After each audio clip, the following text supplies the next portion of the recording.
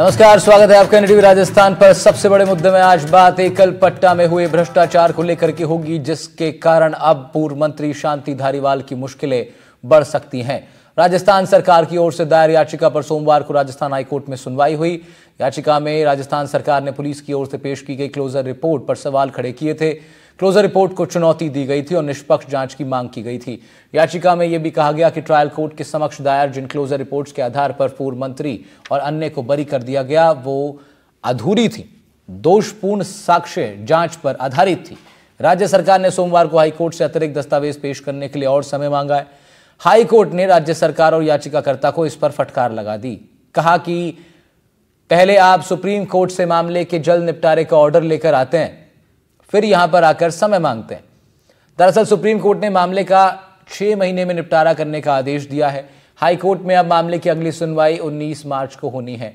राज्य सरकार की ओर से एएसजी एसवी राजू ने कहा कि हम पुनरीक्षण याचिका वापस लेना चाहते हैं, जबकि पूर्व मंत्री शांति धारीवाल के अधिवक्ताओं एसएस होरा और वीआर बाजवा ने इसका विरोध किया है। उन्होंने कहा कि सिर्फ सरकार बदलने से याचिका वापस नहीं ली जा सकती। इस पर कोर्ट ने सरकार को जवाब देने के लिए कहा है। सरकार ने क्लोजर रिपोर्ट की प्राथमिकता त्रुटियों को सुधारने और भ्रष्टाचार के आरोपी की निष्पक्ष जांच सुनिश्चित करने का निर्णय लिया है।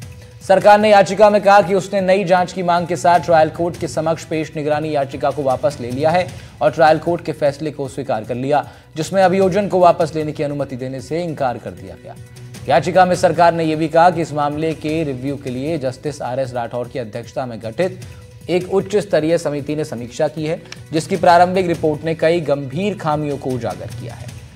अब याचिका की सुनवाई के लिए राज्य सरकार ने हाईकोर्ट में केंद्र के सबसे बड़े विधि अधिकारी देश के सॉलिसिटर जनरल तुषार मेहता को जिम्मेदारी दी है। दूसरी ओर इस मामले में पूर्व मंत्री शांति धारीवाल की ओर से देश के 4 मशहूर वकील पैरवी करेंगे। जानकारी के मुताबिक पूर्व केंद्रीय मंत्री पी चिदम्बरम, वरिष्ठ अधिवक्ता कपिल सिब्बल, अभिषेक मनु सिंघवी और सलमान खुर्शीद शांति धारीवाल की ओर से राजस्थान हाईकोर्ट जयपुर पीठ में आगे की पैरवी कर सकते हैं। मामला गंभीर है और पेचीदा भी बन सकता है। सबसे बड़े मुद्दे में आज इसी पर चर्चा करेंगे। कुछ खास पैनलिस्ट हमारे साथ जुड़ेंगे, लेकिन उससे पहले याचिकाकर्ता अशोक पाठक ने क्या कुछ कहा, सुनाते हैं। मेरी ओर से जो अभी तक मैंने कोई वकालतनामा पेश नहीं किया था और सद्भावना से मेरी ओर से जो वकील प्रस्तुत हुए थे, तो मैंने अदालत से परमिशन चाही कि मेरी ओर से श्री आशीष कुमार सिंह और बागीश कुमार सिंह को पैरवी करने के लिए वकील नियुक्त करने के आदेश दिए जाएं। उन्होंने इसको स्वीकार कर लिया।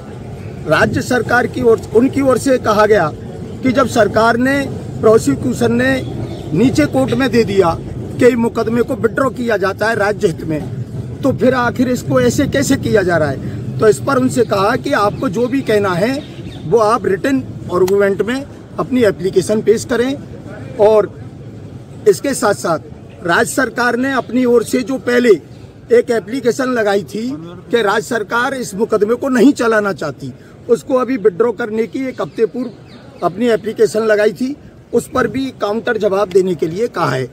कुल मिलाकर 19 मार्च को अगली सुनवाई होगी।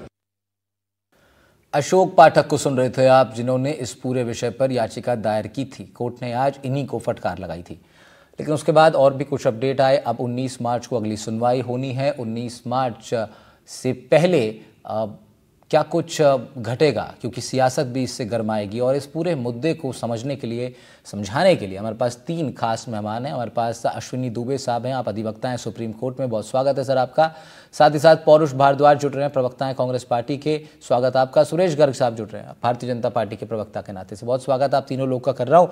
और शुरुआत सुरेश गर्ग जी से करते हैं। सुरेश गर्ग जी, क्या है ये मसला? सुप्रीम कोर्ट कह रहा है कि भाई जब आपके पास पहले आप लोग सुप्रीम कोर्ट से क्लीन चिट भी लेते हैं, उसके बाद दोबारा फिर सरकार ने इसको रिपोर्ट को वापस से, जो क्लोजर रिपोर्ट फाइल हो गई थी, वापस केस खोला गया। इस विषय को ज़रा संगठन के दायरे में रहकर, सरकार के दायरे में रहकर उस सोच को ज़रा आप उजागर करें, बताएं किस तरीके से इस वक्त सरकार सोच रही है इस विषय पर। देखिए राहुल जी, जो पहले जो क्लोजर रिपोर्ट दायर की थी उसके अंदर दोषपूर्ण थी वो, जब उसमें कई चीजों की खामियां रह गई जी, फिर हमने एक कमेटी बनाई। उस कमेटी के आधार पर कमेटी ने जब देखा कि जो क्लोजर रिपोर्ट जो सबमिट की गई है उसके अंदर बहुत सारी खामियां थी। अब आप ये देखिए कि 2013 के अंदर एकल पट्टा जारी हुआ था गणपति कंस्ट्रक्शन को। वो एकल पट्टा जानबूझ के भ्रष्टाचार का एक जननायक था। किस तरीके से एकल पट्टा जारी करने के लिए किस तरीके से भ्रष्टाचार किया था वो सबको पता है कि किस तरीके से हुआ था। और उसमें कई अधिकारी और उस टाइम के यूडीएस मंत्री शांति धारीवाल जी सब लोग इन्वॉल्व थे।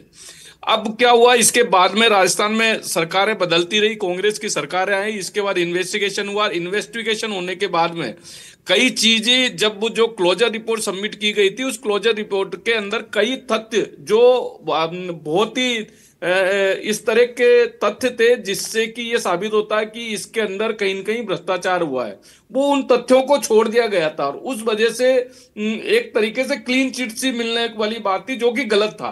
तो जब वापस एक कमेटी बैठी, कमेटी ने जब देखा कि इसके अंदर तो बहुत सारी चीजों की कमियां रह गई, तो हमने वापस सरकार ने मतलब अपील की और अब हाईकोर्ट के अंदर वापस सरकार एकल पट्टे पर अपनी अपील कर रही है। और निश्चित रूप से जिन लोगों ने भी भ्रष्टाचार किया निश्चित रूप से उनको सजा मिलेगी, क्योंकि ये एक बहुत बड़ा घोटाला है। और वैसे भी कांग्रेस घोटाले के लिए माहिर है, कांग्रेस जग जाहिर है कि किस तरीके से भ्रष्टाचार किया जाता है, किस तरीके से राजस्थान को लूटा, ये तो सब पूरी दुनिया जानती है। पौरुष भारद्वाज प्रवक्ता कांग्रेस पार्टी के नाते से हमारे साथ हैं। पौरुष जी, आपने सुना भारतीय जनता पार्टी का पक्ष क्या है इस पर, और इस विषय को लेकर कांग्रेस भी गिरती नजर आ रही है। अशोक गहलोत साहब पर भी इस विषय पर तलवार लटक सकती है। राहुल जी, देखिए, हम सदा शुरू से इस बात को कहते हैं ना कि भारतीय जनता पार्टी जो है वो चाहे केंद्र में सरकार बनाए चाहे राज्यों में सरकार बनाए, अपने द्वारा चुनाव से पहले किए गए घोषणा पत्र में किए गए जनता से वादों को जब पूरा करने में विफल रहती है, और जब कांग्रेस के नेता जो है वो सदन में या सड़क पर जो है भारतीय जनता पार्टी को इनके द्वारा किए गए वादे याद दिलाते हैं, जनहित में इनको कार्य करने के लिए इनको मजबूर करते हैं, तब तक भारतीय जनता पार्टी जो है विपक्षी नेताओं का मुंह बंद करने के लिए इस तरह के जो है हथियारों का प्रयोग करती है जो राजनीति से प्रेरित होते हैं और षड्यंत्रों से प्रेरित होते हैं। मैं आपका ध्यान आकर्षित करना चाहूंगा कि ये पूरा जो प्रकरण था इसकी 2011 के अंदर जो है शिकायत हमारी सरकार के सामने आई थी। निश्चित तौर पे पट्टा हमारी सरकार के समय में जारी हुआ, परंतु ये पट्टा त्रुटिपूर्ण था, इसलिए हमारी ही सरकार थी कि जिसने 25 मई 2013 को इस पट्टे को जो है वो कैंसिल कर दिया। परंतु याचिकाकर्ता जो भी होगा उसके पीछे आपने क्या क्या निश्चित रूप से क्या कहा आपने? 25 मई 2013 को इसको पट्टे को कैंसिल कर दिया गया। उस समय हमारी ही सरकार थी। क्यों किया था कैंसिल आपने? देखिए, मैं आपसे इस बात को कहना चाहूंगा कि हर जो मामला कई बार कुछ अगर यदि गलत हो जाता है तो इसका मतलब वो षड्यंत्र होना आवश्यक नहीं है। कई बार अनियमितता एक शब्द कानूनी तौर पर काम में लिया जाता है कि कई बार अब मौजूदा सरकार भी तो उन अनियमितताओं की जांच की तो बात कर रही है। नहीं, देखिए राहुल जी, मैं मेरी बात 2 मिनट पूरी कर लूं। मैं इस बात को कह रहा हूँ कि देखिए उस समय ये सारा प्रकरण हो गया, उसके बाद में जब भारतीय जनता पार्टी की सरकार आ गई और याचिकाकर्ता ने जब एफआईआर दर्ज करवाई, उस समय शांति धारीवाल जी का नाम कहीं नहीं था। उस समय जो एफआईआर में नाम था वो एसीएस जीएस संधू का, डिप्टी सचिव निष्काम दिवाकर का, जोन उपायुक्त ओएम सैनी का, शैलेंद्र गर्ग व 2 अन्य आरोपियों के विरुद्ध एफआईआर दर्ज हुई। और उस समय जो है इन्वेस्टिगेशन एजेंसी ने जो इन्वेस्टिगेशन की और उस मामले में उसकी गिरफ्तारी भी हो गई। धारीवाल जी से उस समय पूछताछ हुई। भाजपा की सरकार थी, वसुंधरा जी की सरकार थी। यदि वो कुछ गलत तथ्य पाए जाते तो उसी समय जो है वसुंधरा जी की सरकार जो है वो धारीवाल जी के खिलाफ कार्रवाई कर सकती थी, परंतु उस समय उनके खिलाफ कोई तथ्य नहीं पाए गए। उसके बाद ये मामला आगे चला और यही सरकार वर्तमान भजनलाल जी की जो पर्ची सरकार जिसको हम कहते हैं, यूटर्न सरकार जिसको कहते हैं, 22 अप्रैल 2024 को इस पूरे मामले में सिर्फ शांति धारीवाल जी को ही नहीं बल्कि जो अन्य अभियुक्त जो गिरफ्तार हो गए थे उनको भी सरकार ने जो है क्लीन चिट दे दी। मैं तो राजस्थान के लोगों से बात कर रहा था, जो एक जनरल परसेप्शन मेरे पास पहुंचा मैं वो बताऊं। लोगों ने कहा कि भाई आपने क्योंकि वसुंधरा जी और गहलोत साहब का नाम लिया, उन्होंने कहा कि भाई इन दोनों लोगों की तो आपस में साठगांठ थी, आपसी सहमति से लोग एक दूसरे लोगों पर कार्रवाई होनी है नहीं होनी है, आपसी सहमति से उस वक्त चलता था। अब एक नया नेतृत्व है बीजेपी का, वो अपने तरीके से अब चीज़ों को वापस से निकाल रहा है जहां जहां गलत हुआ। तो उस दौरान नहीं हुआ, लेकिन फिर उसके बाद सरकार ने अब इसमें कोशिश की है तथ्यों को निकालने की। मैं फिर लौटूंगा आपके पास। अब हमारे साथ अश्विनी दुबे साहब भी हैं, सुप्रीम कोर्ट में अधिवक्ता हैं। सर, इस केस से आप भलीभांति परिचित हैं, बहुत कुछ इस केस में बीते दिनों घटा है और अभी फिलहाल ये सियासत को भी गरमा रहा है, इसलिए मैं आपसे तथ्य जानना चाहूंगा क्या कुछ इस केस में अब तक घटा है और आज की सुनवाई में क्या कुछ खास रहा। देखिए, सुप्रीम कोर्ट ने 6 महीने में निस्तारण करने का आदेश दिया। तो देश की सबसे बड़ी अदालत ने अगर किसी मामले की सुनवाई के लिए तय समय सीमा तय कर दी तो जो नीचे बाकी कोर्ट्स हैं, हाई कोर्ट्स, वो सब बाउंड हैं। दूसरा, जो रिवीजन पिटीशन फाइल हुई, वो रिवीजन पिटीशन जो वापस लेने की मंजूरी की बात आई, तो सरकार बदलने से जो प्रोसिक्यूशन है, प्रोसिक्यूशन के काम करने का तरीका नहीं बदलना चाहिए, एजेंसी के काम करने का तरीका नहीं, क्योंकि एजेंसी सरकार के अधीन काम नहीं करती, वो इंडिपेंडेंट काम करती लीगल मशीनरी के तहत। लेकिन यहां पर जैसे प्राइमा फेसी प्रथम दृष्टया समझ में आ रहा है कि जैसे ही पहले की जो सरकार थी उसने क्लोजर रिपोर्ट फाइल करने की बात की और अल्टीमेटली हाई कोर्ट ने उसको भी मंजूरी दे दिया, परंतु जिस तरह से सुप्रीम कोर्ट इस मामले में आया और आज हाई कोर्ट ने जो ऑर्डर किया, वो ये बात ये कहते हैं कि मैटर को मेरिट पर तय करना आवश्यक है। और मेरिट पर तय करने की दो बातें समझिए, भ्रष्टाचार कथित तौर पर भ्रष्टाचार अगर हुआ और 6 लोगों की गिरफ्तारी हुई और उसमें अगर फॉर्मर मिनिस्टर का नाम आ रहा है, तो जांच में वो तमाम सबूत आने चाहिए थे जिससे ये साबित होता कि वो सही है या निर्दोष है या दोषी है। अगर जरा सा तथ्यों को छुपाया गया, बरी करने वाली रिपोर्ट अधूरी रही, ट्रायल कोर्ट के समक्ष दायर जो क्लोजर रिपोर्ट है जिसमें कहा गया वो दोषपूर्ण रही, साक्ष्य तमाम नहीं लिए गए, तो वो किसी भी समय पर आ सकते हैं। वो सरकार के डोमेन में भी होता है और कोर्ट्स के डोमेन में भी होता है। कोर्ट्स भी चाहे तो उस मामले में वो जो है जांच की बात कर सकती हैं। तो ये एक ऐसा मामला है जिस मामले में कथित तौर पर एकल पट्टा प्रकरण घोटाला हुआ, कुछ लोग जेल गए, कोर्ट्स में मैटर्स है, कोर्ट्स के उस पर आएगा। अब सरकार को इसमें करना ये चाहिए, या उनके जितने भी लीगल टीम है उनको जितना फास्टेस्ट पॉसिबल मैनर में हो सके वो कोर्ट के सामने वो तमाम तथ्य दे जिससे ये साबित हो जाए कि ये जो घोटाला है उस घोटाले में जो पूर्व मंत्री हैं उनका इन्वॉल्वमेंट है या नहीं है। अश्विनी सर, ये आज हाईकोर्ट ने ये भी एक स्टेटमेंट हाईकोर्ट के प्रोसीडिंग से बीच में सामने आई कि भाई हाईकोर्ट ने कहा कि पहले आप सुप्रीम कोर्ट से मामले के जल्द निपटारे का ऑर्डर लेकर आते हैं और फिर यहाँ पर आकर कहते हैं कि हमें थोड़ा और समय चाहिए। जरा इसको आप थोड़ा इलैबोरेट कर दें कि क्या कुछ कहा कोर्ट ने और क्या इसके मायने थे। बिल्कुल, देखिए, सुप्रीम कोर्ट ने इस मामले में जब ये राज्य सरकार ने कहा कि हमें 6 महीने के अंदर जो है इस मामले का निस्तारण होना चाहिए और हाई कोर्ट 6 महीने के अंदर इस मामले का निस्तारण करे, तो टाइम इंपॉर्टेंट होता है। अगर उसके बाद फरवरी में आप 1-2 महीने की आगे की बात करते हैं तो सुप्रीम कोर्ट की जो तय समय सीमा है उस तय समय सीमा में आप जो है पूरे प्रकरण के जो तथ्य है वो कोर्ट के सामने नहीं रख सकते। और इसीलिए ऑनरेबल हाई कोर्ट ने कहा कि आप एक तरफ से मामले का जल्द निस्तारण का आदेश लेकर आते हैं और दूसरी ओर यहां पर समय मांगते, मतलब आपकी खुद की जो मंशा है वो मंशा ही क्लियर नहीं है इस मामले के अर्लीस्ट। ये एक बड़ा सवाल है, यही मैं इसी पे अपना बात करना चाह रहा था। दरअसल सुरेश गर्ग साहब, यही एक बड़ा सवाल है। देखिए, हाईकोर्ट भी ये कह रहा है कि आप लोग जो हैं याचिकाकर्ता प्लस मैं सरकार को भी उसमें ऐड ऑन कर रहा हूं क्योंकि वहीं से ये पूरा क्रम चल रहा है, तो आप लोग की खुद की क्लैरिटी इस विषय पर समझना हम लोग के लिए भी जरूरी हो गया इस पर बात करने के लिए। क्या मुझसे कह रहे हैं? जी सुरेश जी। राहुल जी मुझसे पूछ रहे हैं आप? जी सुरेश जी, मैं आपसे यही पूछ रहा हूं कि हाईकोर्ट का ये कहना कि पहले आप लोग सुप्रीम कोर्ट से जल्दी सुनवाई के लिए बात करते हैं, हाई कोर्ट पे ऑर्डर आता है और उसके बाद फिर समय मांगा जाता है, तो क्या तैयारियां पूरी नहीं हैं या फिर याचिकाकर्ता और या सरकार की तरफ से जो लोग इसमें लगे हैं क्या उनकी भी स्पष्टता अब दरअसल सामने नहीं आ रही, क्लैरिटी नहीं हो पा रही है? मैं उसी को क्लियर करना चाह रहा हूं। देखिए राहुल जी, ऐसा कुछ नहीं है कि तैयारियां पूरी नहीं है। तो देखिए, पहले जो रिपोर्ट तैयार की गई थी उसके अंदर कुछ त्रुटियां रह गई थी।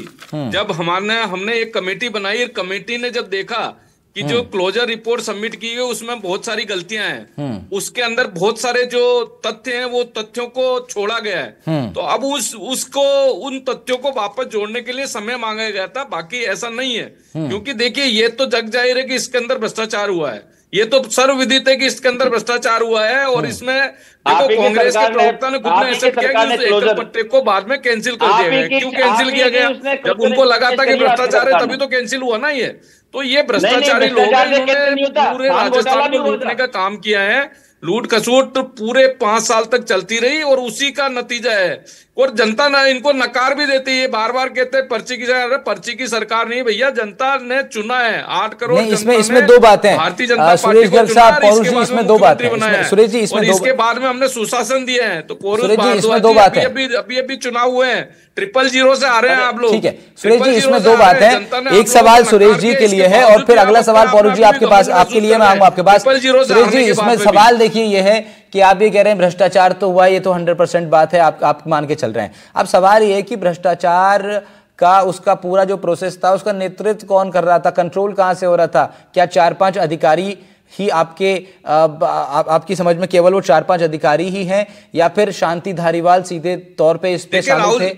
और फिर एक और बड़ी बात सुरेश जी, क्योंकि ये पूरी फाइल जो है मुख्यमंत्री के अप्रूवल के बाद आगे बढ़ी थी एकल पट्टे की, तो इसमें क्या पूर्व मुख्यमंत्री अशोक गहलोत पर भी आप लोग सवाल खड़े कर रहे हैं सुरेश जी? देखिए राहुल जी, इसके अंदर आप जानते हो कि जब तक मंत्री की किसी की सिफारिश नहीं होती, जब तक पॉसिबल नहीं होता, इसलिए आप देखो कहीं न कहीं पे मंत्री इन्वॉल्व है। तो इसलिए अब देखो अधिकारी तो यार अधिकारी जेल गए हुए हैं, जेल रह के आए ही है ना, कुछ अधिकारी तो जीएस संधू साहब और ये तो लोग जेल रह के आए। तो निश्चित रूप से जीएस संधू साहब ने जो अधिकारी है, किसी ने ऊपर के मिली भगत के बिना ये भ्रष्टाचार नहीं हो सकता। तो जो लिप्तता है, चाहे शांति धारीवाल जी हो, चाहे पूर्व मुख्यमंत्री अशोक गहलोत जी हो, जो भी होंगे निश्चित रूप से सामने आएंगे, और जो होंगे उनको सजा दिलाना हमारे सरकार का काम है। अगर आप भ्रष्टाचार करोगे तो निश्चित रूप से सजा मिलेगी। इस पर पौरुष जी काउंटर करना चाह रहे हैं।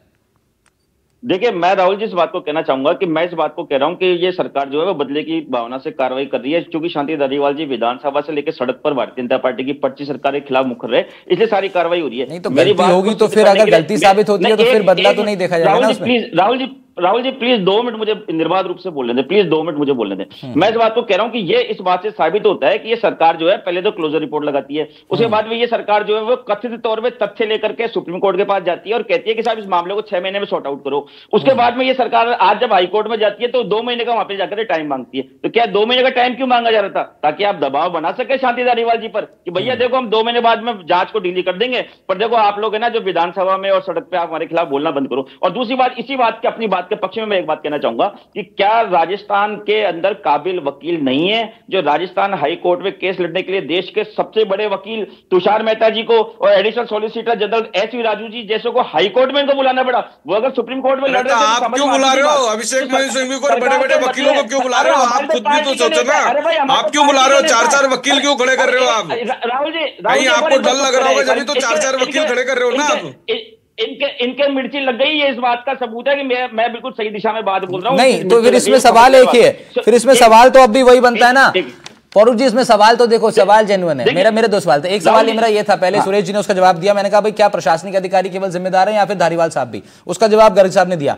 अब आप ये मान के चल रहे हो पौरुष जी कि आपके नेता, आपके पूर्व मंत्री जो है वो बिल्कुल दोषी नहीं है। तो अगर दोषी नहीं है और आप लोग का पक्ष मजबूत है तो फिर आपने बिल्कुल ठीक बात, इन्होंने, मुझे तो लगता है इन्होंने जेन्युइन सवाल पूछा है भाई। अभिषेक मनु सिंघवी से लेकर के कपिल सिब्बल से लेकर पी चिदम्बरम साहब तक को आपने इन्वॉल्व कर लिया इस केस में, तो इसमें क्या लगेगा फिर? अब जब तक सुनवाई नहीं होगी तब तक लोग अपना परसेप्शन तो बनाएंगे, और परसेप्शन तो यही बन रहा है कि आप लोगों ने अपने सारे टॉप ताकत को इसमें इन्वॉल्व कर दिया है। तो इसका मतलब शांति धारीवाल कहीं ना कहीं आपको फंसते नजर आ रहे हैं या तो?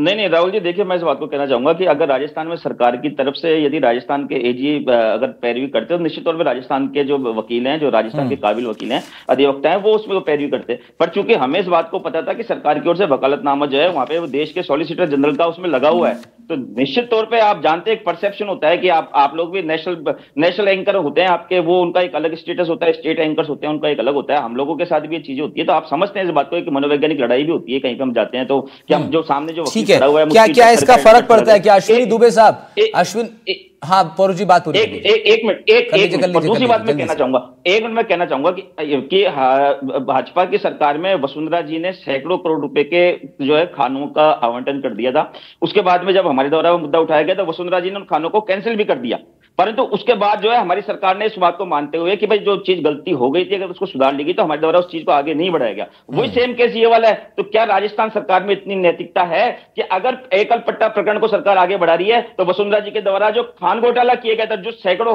करोड़ रुपए का जो खान घोटाला था, क्या उस पर भी सरकार? वो अलग विषय, वो आप लोग उठाओ ना, सरकार क्यों उठाएगी उसको? आप लोग उठाओ, आप लोग उस विषय को संज्ञान में लाओ, आप लोग उस पर कैंपेन करो, आप लोग उस पर अपना विरोध दर्ज कराओ, आप लोग उस पर सड़कों पर उतरो, आप लोग उस पर सदन में सवाल उठाओ।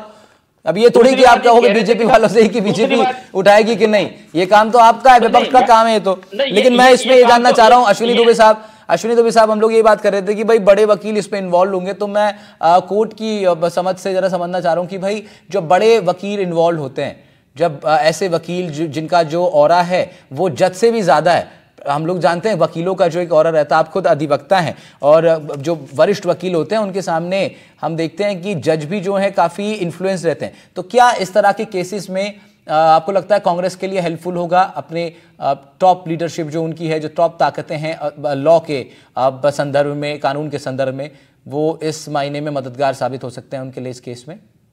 इस बात पर मेरा कोई कमेंट नहीं है कि बड़े लॉयर्स के जाने से जजेस इन्फ्लुएंस होते हैं। कोर्ट्स में आप सुप्रीम कोर्ट के कितने मैटर्स आप देखिए कि कितने भी देश के लीडिंग लॉयर्स अपीयर हो रहे हो, कोर्ट्स को अगर लगता है कि तथ्य खिलाफ है तो बड़ी ट्रांसपेरेंट, अनबायस्ड और फेयर मैनर में काम करती हैं। ठीक है। दूसरी बात ये होती है कि सरकार को देश के सबसे बड़े जो विधि अधिकारी हैं उनको एंगेज करने का पूरा राइट है, और दूसरी पार्टी को भी इसी तरह से अपने आप को सेव करने के लिए, अपने आप को कंटेस्ट करने के लिए वो देश के किसी भी लॉयर को अपीयर करवा सकते हैं। इसमें कहीं कोई बात नहीं, लेकिन अदालतें हमेशा सबूत के आधार पर चलती हैं। इस मामले में अगर मान के चलिए कि अदालत को लगता है कि जो कथित घोटाला है उस घोटाला हुआ, और उस कथित घोटाले में जो क्लोजर रिपोर्ट फाइल हुई वो अधूरी व दोषपूर्ण साक्ष्यों पर आधारित थी, जांच डिफेक्टिव थी, मैलिशियस थी, और अगर सही मायने में जांच नहीं हुई तो वो तमाम तथ्य रख सकते हैं। तीसरी सबसे बड़ी बात आती है यहां पर कि इंटेंशन की।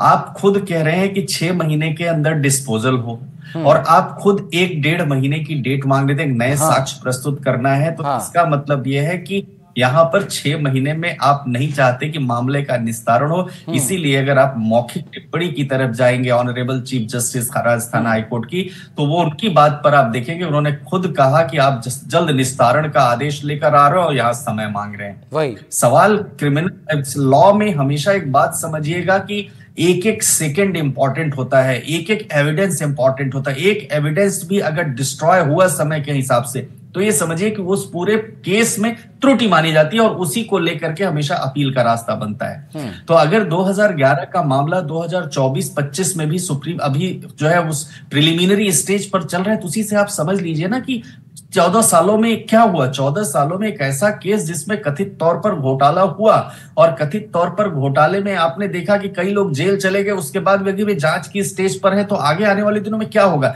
ये बड़ा सवाल है। सरकार बदलने से अधिकारी नहीं बदलते हैं, ठीक है। ये प्रोसिक्यूटिंग एजेंसी को देखना चाहिए ताकि उसने इस जांच को, क्योंकि एक पूरा सिस्टम रहता है किसी भी प्रदेश में, देश में एक प्रोसिक्यूटिंग एजेंसी और उसके अधिकारी रहते हैं, उनके लेवल पर क्या कार्यवाही होगी, बड़ा ये तमाम सवाल हैं, और इन तमाम सवालों पर नजर लगातार हमारी भी बनी हुई है, और प्रदेश के तमाम लोग जो सियासत को समझना चाहते हैं और इस तरह के पॉलिटिकल केसेस में जिनकी दिलचस्पी है, मुझे लगता है कि जिस तरह अश्विनी दुबे साहब कह रहे हैं, ये केस उनके लिए बड़ा इंटरेस्टिंग हो सकता है, और बड़ा एक अलग और नई तरह की एजुकेशन देने वाला हो सकता है कि किस तरह 12, 13, 14 साल का एक पूरा केस जिसमें कुछ लोग सजा भी काट चुके हैं, कुछ लोग अभी भी आरोपी बने हैं, और वो कुछ आरोपी ऐसे हैं जो कि एक बार उनको क्लोजर रिपोर्ट में क्लीन चिट मिल चुकी है, फिर आरोपी उनको बनाया जा रहा है। बहुत कुछ है इस केस में समझने के लिए। मुझे लगता है अश्विनी दुबे जी जैसे जो बड़े अधिवक्ता हैं, आप लोग उनसे इस और बेहतर समझ सकते हैं, इसीलिए हम उनको पैनल पर बुलाते हैं। शुक्रिया अश्विनी दुबे साहब, आपने बेहद ही महत्वपूर्ण कमेंट अपने दिए। शुक्रिया आपका भी पौरुष भारद्वाज साहब, और सुरेश गर्ग जी आपका भी बहुत शुक्रिया इस चर्चा में हमारे साथ जुड़ने के लिए। तो इस बेहद ही इंपॉर्टेंट विषय पे हम लोग बात कर रहे थे। इससे पहले हम लोग समाप्त करें, कुछ इंपॉर्टेंट पॉइंट्स आपको जानने चाहिए इस केस से संबंधित। देखिए, तत्कालीन एसीएम जीएस संधू समेत 6 आरोपियों की गिरफ्तारी इस केस में हुई थी। इसके अलावा गणपति कंस्ट्रक्शन कंपनी के प्रोपराइटर शैलेंद्र गर्ग सहित कई अफसर की जांच की गई। लेकिन बड़ी इंपॉर्टेंट बात यह है कि एसीबी यानी एंटी करप्शन ब्यूरो की जो क्लोजर रिपोर्ट थी, उस क्लोजर रिपोर्ट के खिलाफ परिवादी ने अदालत में शांति धारीवाल को आरोपी बनाने की मांग की। अब वहीं से ये पूरा जो प्रकरण है ये वापस से ओपन अप हुआ और फिर अभी तक जारी है। इस बीच एक इंटरेस्टिंग बात यह है कि बीजेपी ने शांति धारीवाल को अपनी तरफ से क्लीन चिट भी दी थी, जो याचिका करता है उनकी तरफ से फिर दोबारा ये केस खुला है। फिर इस पर अपडेट है। तमाम अपडेट पर हमारी जानकारी हम आपसे साझा करते रहेंगे, बने रहेंगे, कवर करते रहेंगे इस बड़े मुद्दे को। फिलहाल इतना ही, नमस्कार।